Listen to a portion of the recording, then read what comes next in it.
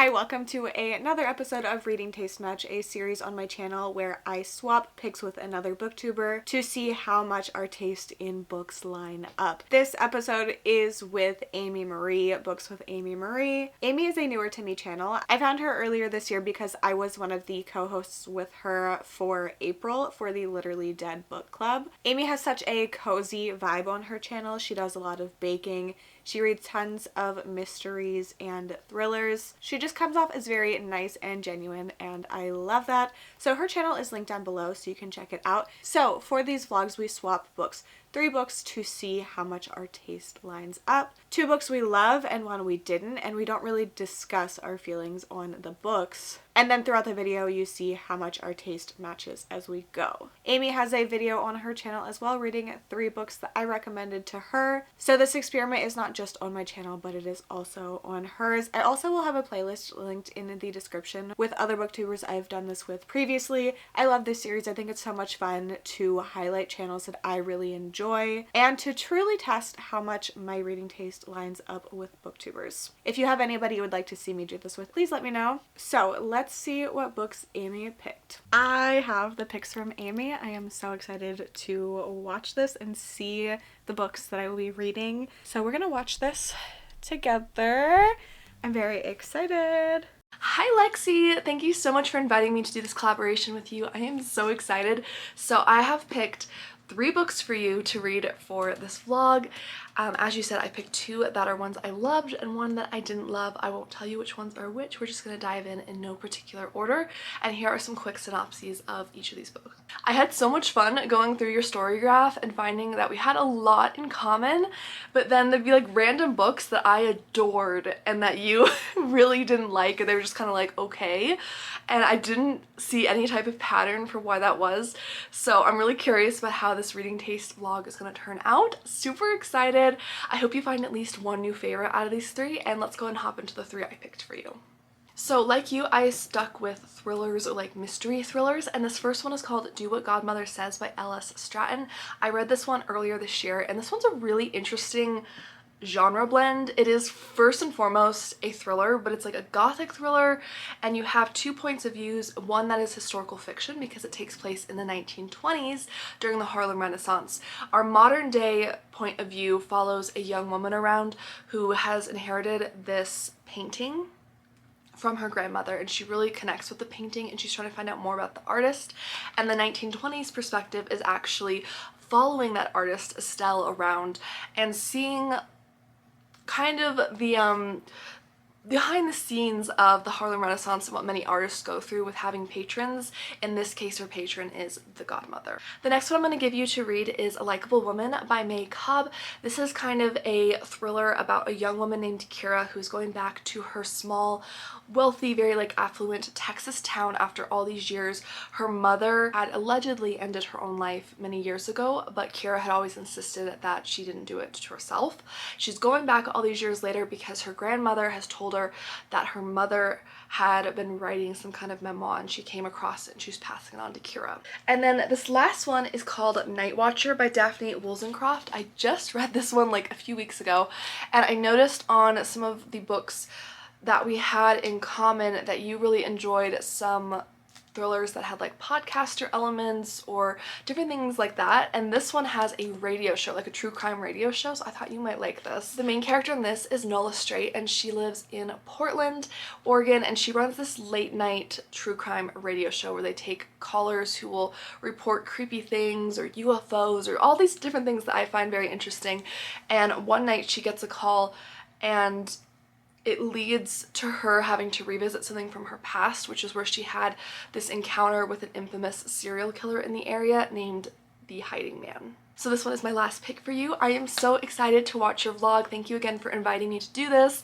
I am so excited to start vlogging and read the ones you've chosen for me. So thank you again, Lexi. Okay.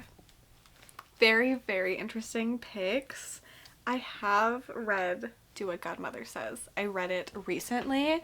I think what happened was I either didn't log it or I had it marked as the Twisted Retreat cover, so she probably didn't notice it. But the other 2, I was not expecting those.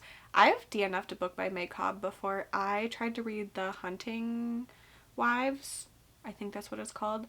And I did not like it. So it's very interesting. This is very interesting. I'm excited about these. I'm going to message Amy, see if she has another book, but I'm excited. I decided to start with Night Watcher because it is the one book that I don't have, and it's one that I think I am going to enjoy. I am listening to the audiobook. I have it on Libro FM. I'm 32% in. Why does the color look so weird on my camera? Anyway, so in this we are following, dear Lord, I don't know any characters' names. Nola, and she is a call-in radio host. So she does one of those like nighttime shows where people just talk. You can call in, request things, tell stories, things like that. So people are supposed to call in their stories of hauntings and cryptic sightings.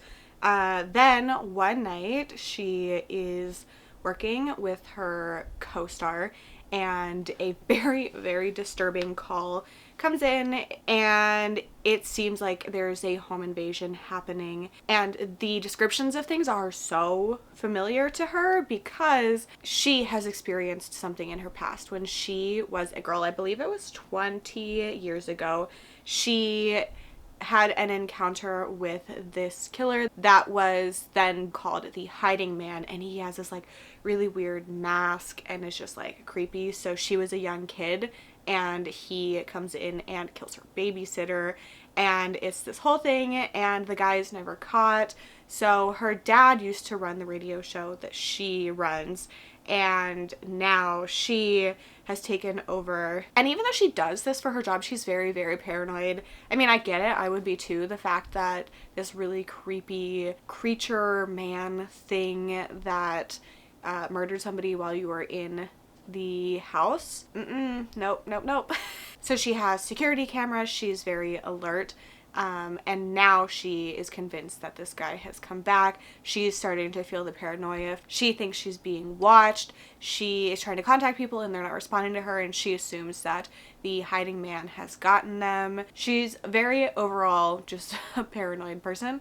For good reason. Then people start to die, and it really seems like this guy could be back. Some people think it's a ghost. Nobody really knows what's going on. So this is home invasion. It is a story of paranoia and serial killers. I like the radio show aspect of this. I think it's fun.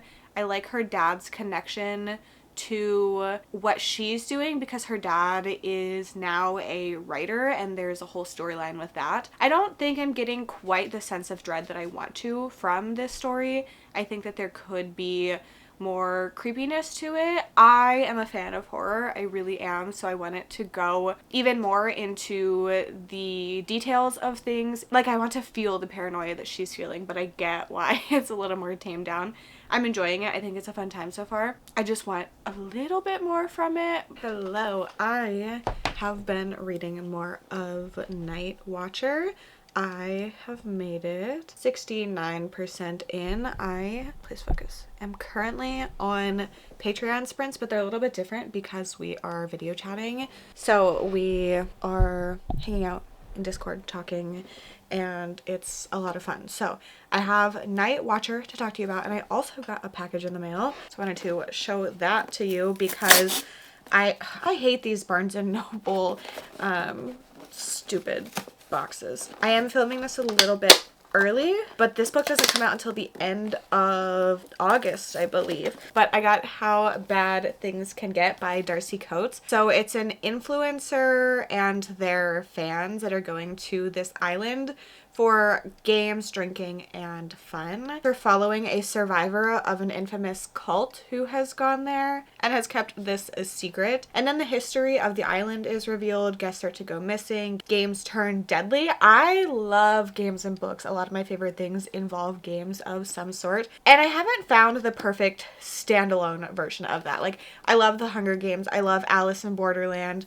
There are a few that have come close that have some things in it. Like, I really did like The Family Game by Catherine Stedman, but in the aspect of the games, it wasn't what I wanted. This one, fingers crossed, because I think that this could be a new favorite because I have loved From Darcy Coates multiple times. I'm really excited to have this up. I just wanted to share it with you. So, for Night Watcher, I don't know if I'm feeling the tension that I want to.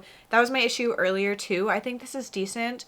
I think that me being a horror reader is kind of impacting my enjoyment of this because I want it to just go further. There have been some things that are very creepy, but the way that it's written, I'm not feeling the tension quite as much. So we are following Nola, and then we're also getting Jack, who is a detective. He's friends with her dad, and that stuff isn't as intriguing to me.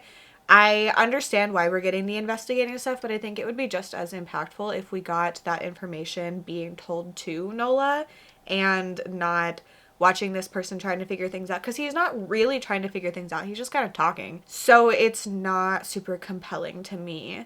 So I am liking it. It's really easy to get through. I am entertained enough, but this is not going to be a favorite for me. If I had to guess, I'd probably say like 3.5 stars right now. So I think it's fun, but just not sucking me into the story like I really want. I just see so much potential in this, and it's not as creepy as I want. Also, I wish we were getting more of the radio show element of this. It's at the very beginning with this call that comes in, but then they shut it down pretty quickly. And I understand why, but I almost wish that Nola and I think his name is Harvey would continue it and do some sort of investigating from their point of view instead of Nola just being paranoid and not doing quite as much. She's doing certain things, but I think not the most entertaining things that she could be doing. There's also this red herring, I'm assuming, that has been happening this whole time, and I don't believe it, and we're being led in that direction even more now, and I don't know. I have my suspicions, but also that doesn't really make any sense. But I don't know. I feel like if it is the person that is being led to, I wish that we would have maybe gotten that person's perspective. And if it's not, I feel like it's a little heavy on the red herring.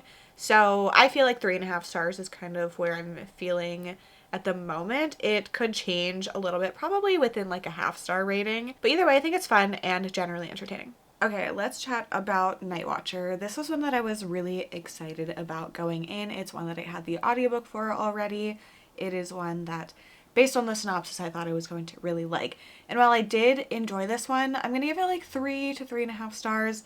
I think that with my reading preferences, I wanted it to be darker.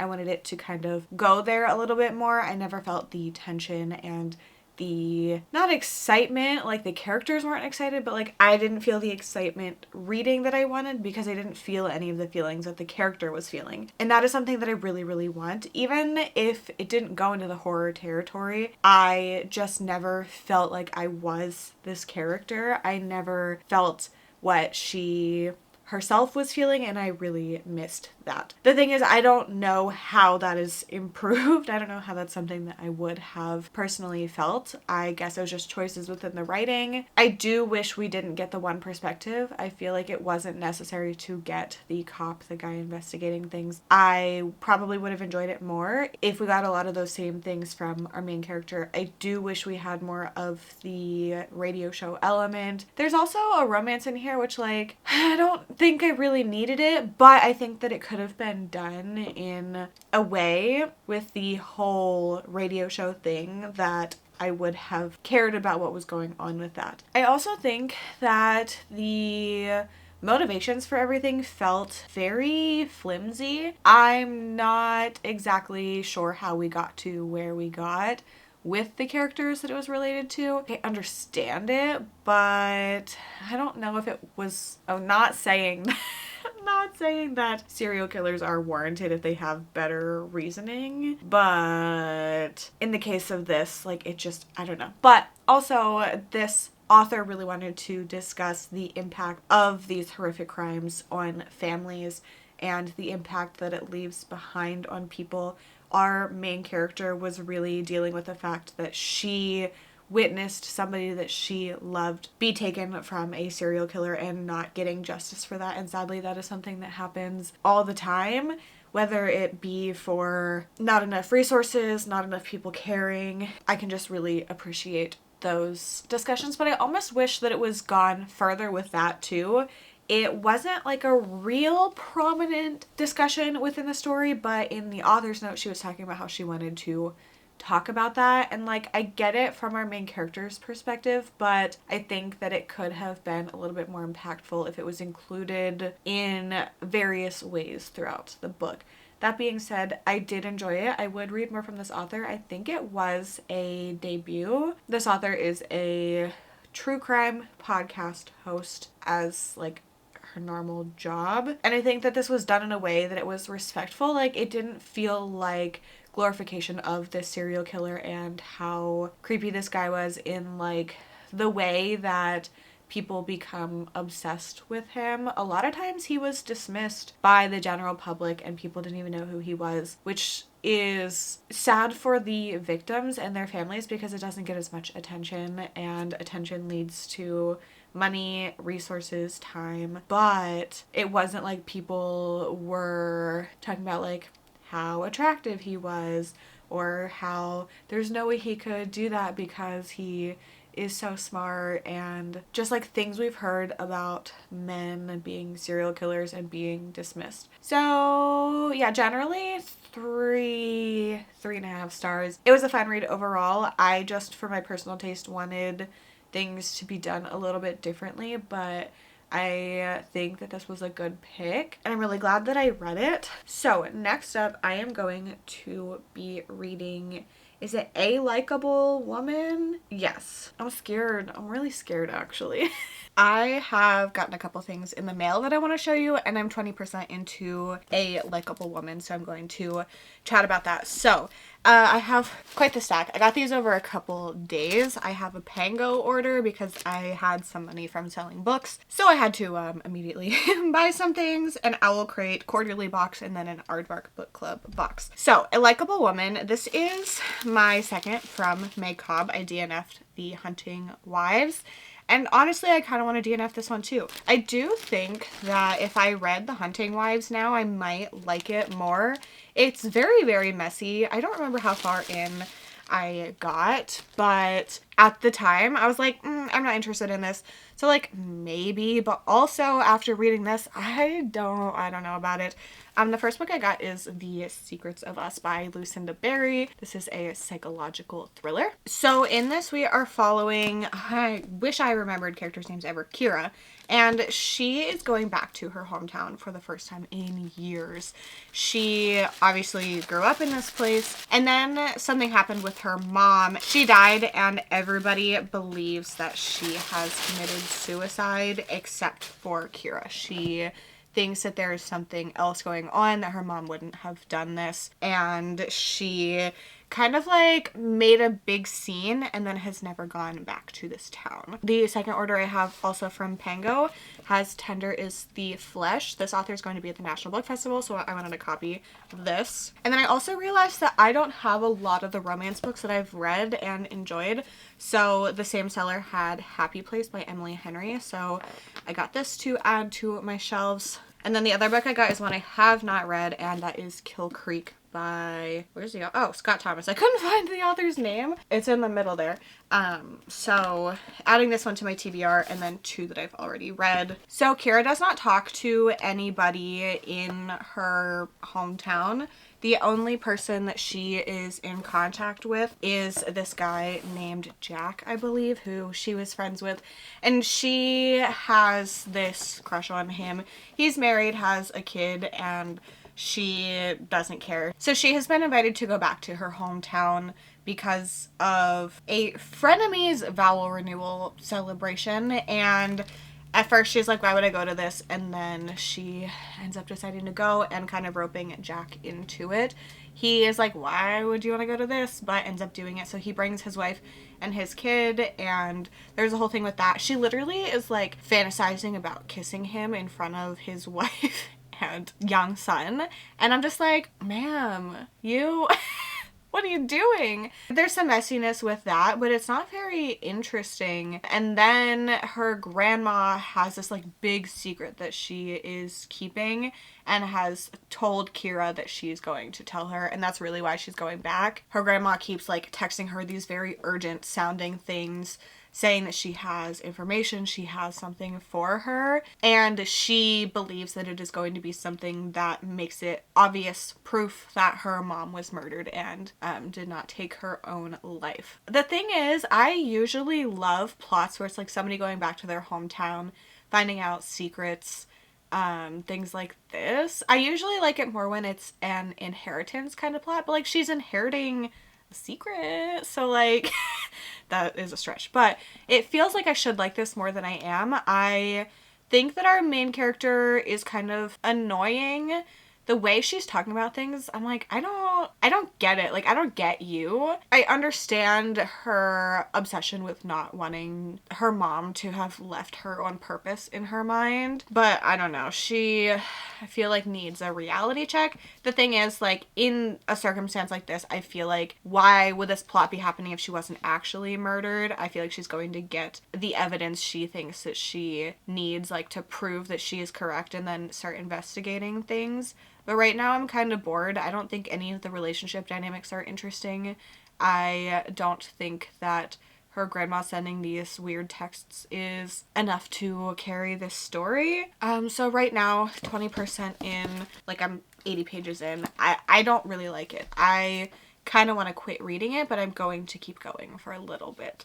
And we'll see how it goes. So my aardvark box, I got What Hunger, which I'm really excited about this one. This is a more literary horror. I also got their sci-fi thriller pick, The Once and Future Me. This is one that I was pretty interested in before. And then the other one that I got is Too Old for This by Samantha Downing, which is a little scary because I've really loved from and disliked Samantha Downing books, but I think that she writes characters in a very interesting way. So this is my aardvark box. Their books are so soft. I love it. And then the last thing I got is my Owl Crate Horror quarterly box. The thing is, this is a duplicate book that I already had because it was in Evernight's quarterly box, which is so okay, interesting. This is not what I was expecting at all. So this is still in the plastic, but here is the library at Hellbore. In the front, the spine and the back are all kind of this vibe, and then these are the sprayed edges. Let me grab. These are very different vibes. Interesting. Okay. I'll probably decide which one I want to keep after I read it, but I actually like this more than I was expecting to. Interesting. Okay, so those are all of the things that I got. I need to calm down on buying books, but you know, it's fine. I'm gonna get back to this one. I'm really not loving it. I have made it 250 pages into A Likeable Woman. I'm 47 chapters in, and I am finding this book extremely boring. So I've been listening to the audiobook while I play this game called Peak, where you literally are just like climbing different biomes trying to get to the top of this mountain because you're on a plane that crashes and you have to climb your way to the very top to get rescued. So it's a very mindless kind of thing. I'm trying to get some different achievements. So I've just been doing that while listening to the audiobook. So we are continuing to get Kira's perspective and also Sadie, her mom's perspective. Since Kira believes that she has been murdered and did not end her own life, we, I guess, are supposed to care what happened in Sadie's life leading up to everything. So in the synopsis, it literally tells you that like this big thing that her grandmother is texting her about is that her mom was writing this memoir for her apparently to read, and she has given that to her. She believes that there's proof in it that it was a murder. So we are watching Kira read that. She's also just like going to things for this vow renewal ceremony and flirting with this guy and nothing of importance feels like it's happening. I don't care about anything that's going on. Nobody's that interesting. Like, no part of this story has been engaging for me.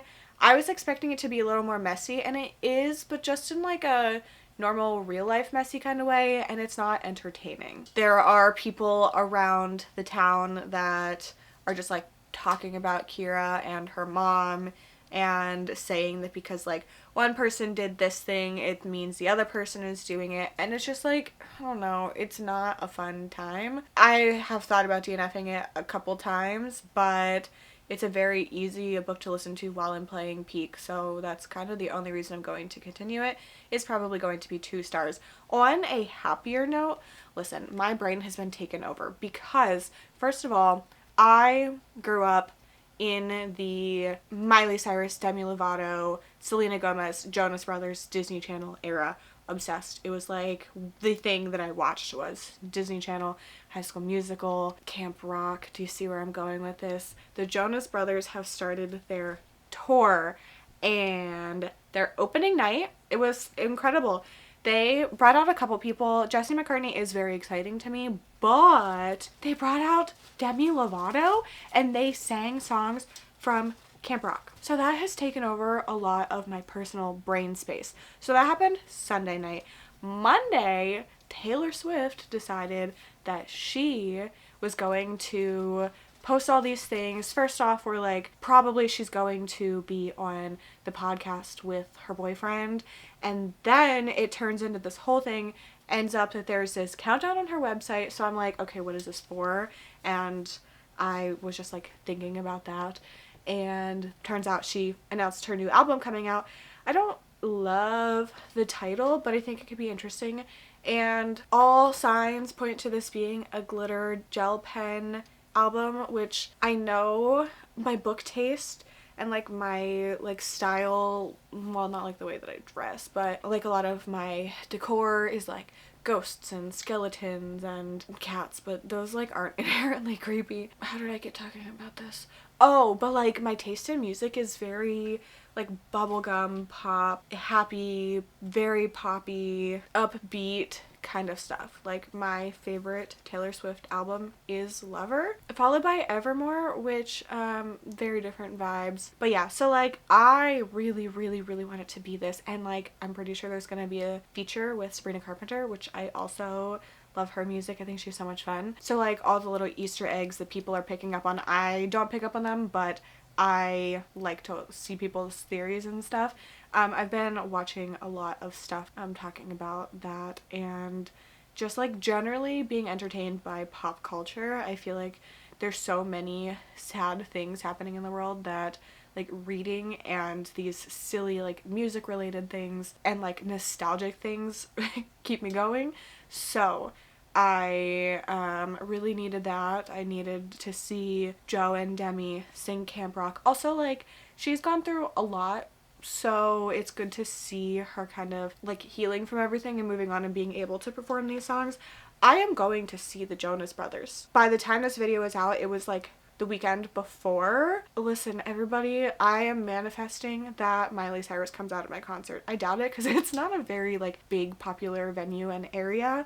But what if? So, I've just been thinking about a lot of that, and I needed to share it with you. So, I'm gonna try to climb the mountain some more, and maybe finish this if I can. If not, I will read a little bit more in bed and finish it, and hopefully talk to you in the morning, because I'm ready to be done with this. It's one that I am not really wanting to pick up, and I'm not reading because I don't really want to be reading this book. And like I really could just DNF it, but there's something in me that just doesn't want to, because I feel like the end has to be some like big entertaining culmination of everything, because why is everything else so boring? So like I need to know. And also, what if Amy loved this? I have my suspicions on if that is true or not, but we'll see. I'm gonna finish this. Really not a favorite, and at this point I don't think I'm gonna read more from Maycob. Hello, it's been quite the day. It's almost midnight, but I finished A Likeable Woman earlier. I'm not gonna talk about pop culture much longer, but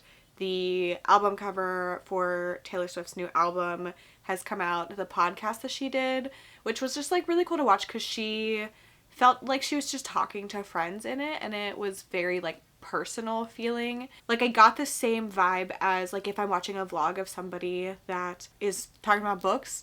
I guess she kind of did talk a little bit, like Hamlet was in there, but like it just felt like a very personal kind of conversation, so it was really interesting for me to watch and just like see behind the scenes of things. This is so forgettable that I sat here and I was like, what happened at the end of this book? I don't think that it was interesting at all. I don't think that the direction this went in was exciting. I don't think that it was entertaining.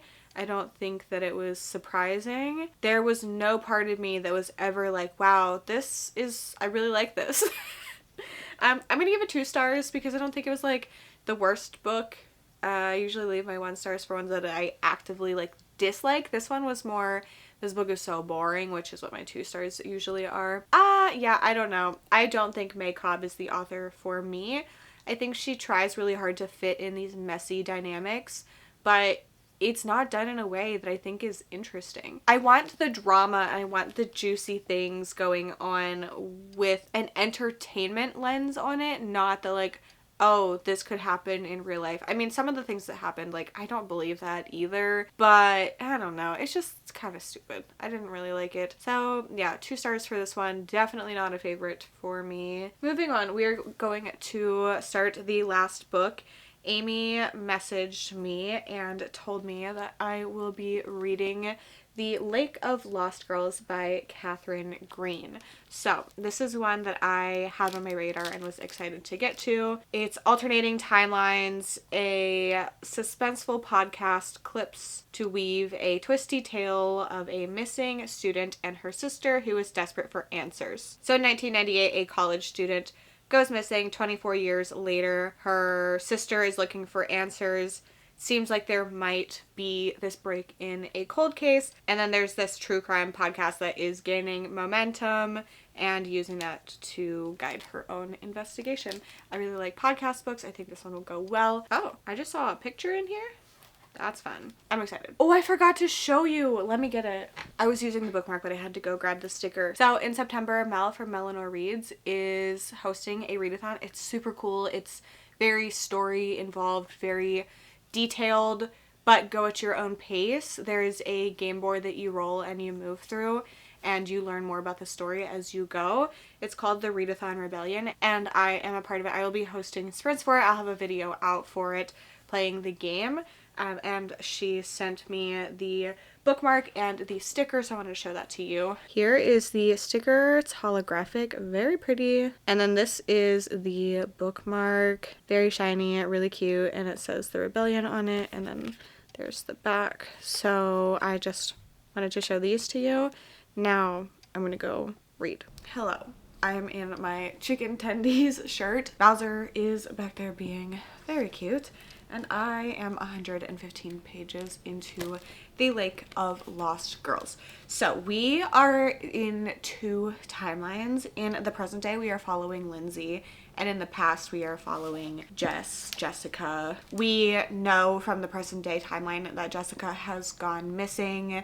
She is possibly presumed to not be alive anymore because there's a string of disappearances that happened around the same time, and I believe one body was found, but not any of the other ones. And then we're also getting this podcast, and we're getting some of that, but not as much as I want. So we're getting 3 different perspectives on the same story. Lindsay was 6 years old when Jessica disappeared. Jessica was starting college, so we are seeing her go to college, starting to pledge a sorority, going to parties, dynamics between friend groups, issues within the sorority, relationships that are going on, and that all is going to be leading up to her disappearing. And then Jessica is brought back to this whole situation because there have been remains found, and it is assumed to be somebody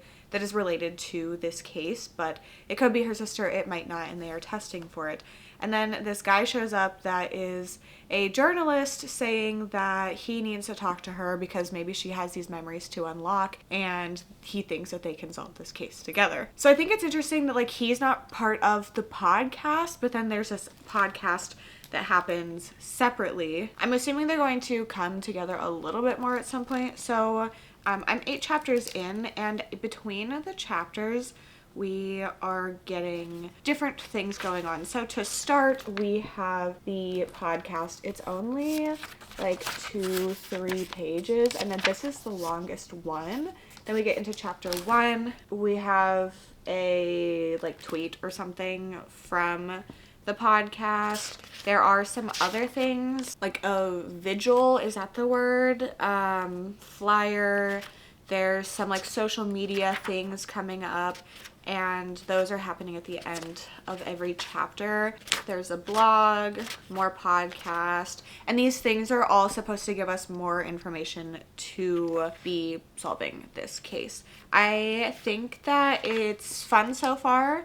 I'm not obsessed with it. I think the ones that I really like that are podcast focused are a little more involved with the podcast. I really like to see people doing the investigating from like an amateur kind of perspective, somebody that's really invested for whatever reason. And I wish that the podcast felt more involved instead of this like journalist and then the podcast, and they could be involved. There was a reveal that has come already, but I thought that that was pretty obvious from the beginning, so that's not something that like really did anything for me in either way. Like I'm not bothered by it, but it wasn't a surprise to me. But I think it's fun. This is definitely one that I would have gotten to at some point. I generally do like podcast books. I like college disappearances, not in real life, but I think it leads to some like messy character relationships and dynamics that I can enjoy and be entertained by. So I think it's fun. I am going to finish this book today because I don't have anything else that I need to really do. Well, I mean, I do, but this is like my top priority. So I'm excited to spend the day just focusing on reading, which I feel like I haven't been doing recently. Okay, Bowser says it's time to go. Bazzy. I just love seeing him. And his little head.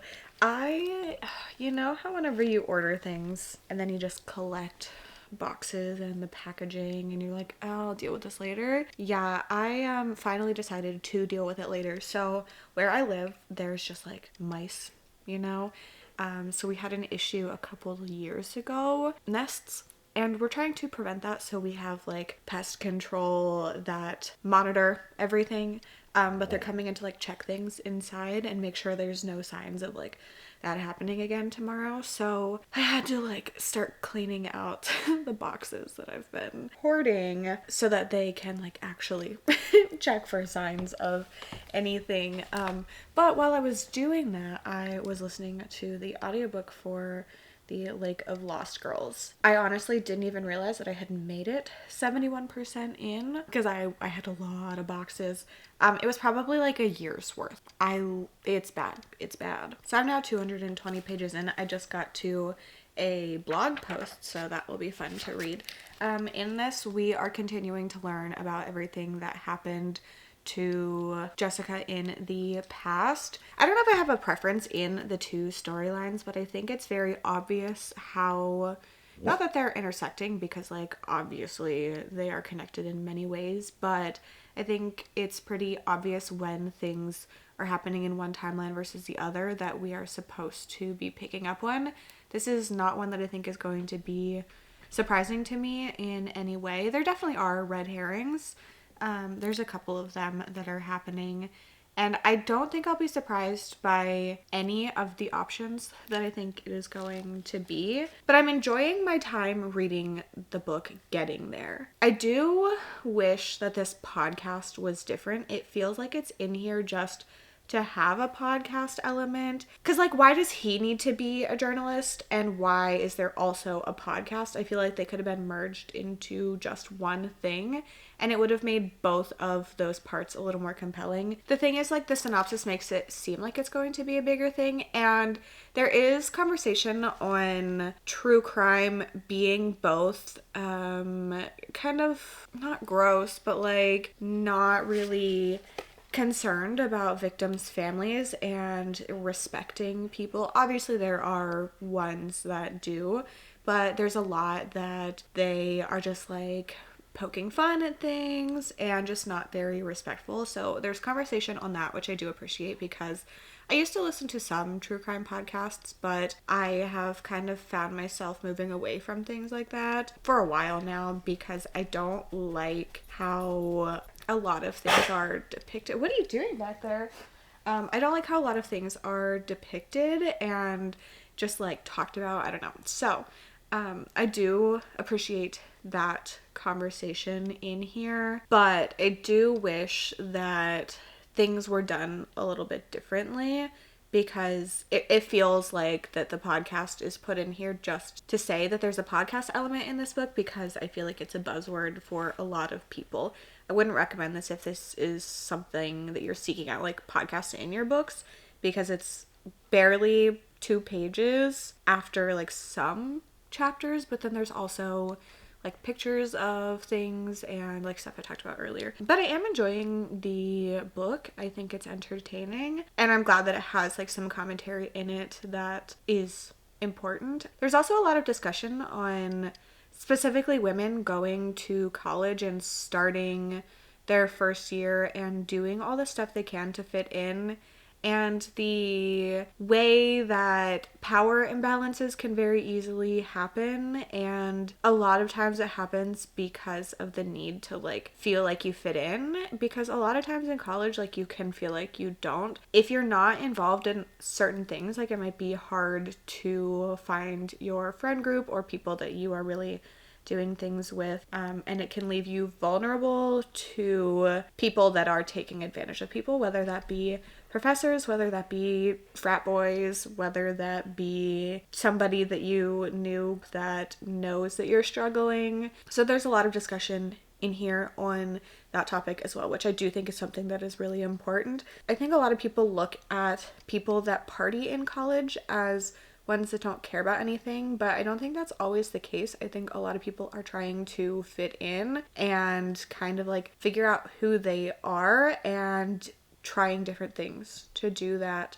So I'm liking all of that stuff in here. This is my favorite of the video. I did like Night Watcher, but I had some like just like personal, I wish it was doing this, so I wasn't as into it as I think I could have been. I think it'll land around a 4-star just for the discussions in here and the fact that it's very readable and easy to get through and has good discussions, but is also fun. You know what? 5 stars. Yeah. I ended up loving this book. It got a lot deeper with the conversations that it was having about the way that men get to exist in the world versus how women get to exist specifically in this college setting, and the impact that that can have on women and people related to men who are taking advantage of the way society is and being terrible, you know?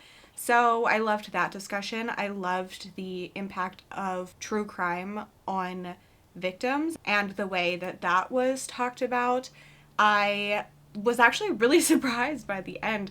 I am somebody that when I read, if there's very obvious stuff fed to me, like I just notice it, but I'm not sitting and theorizing. Because I feel like I used to do that and it was ruining my enjoyment for things. So like, I'm still thinking about the book when I'm reading it, but I'm not trying to like dig in and find things and like pick up all of the clues. But I love the moment when you find out what's happening and everything kind of fits together, and I feel like it did that for me.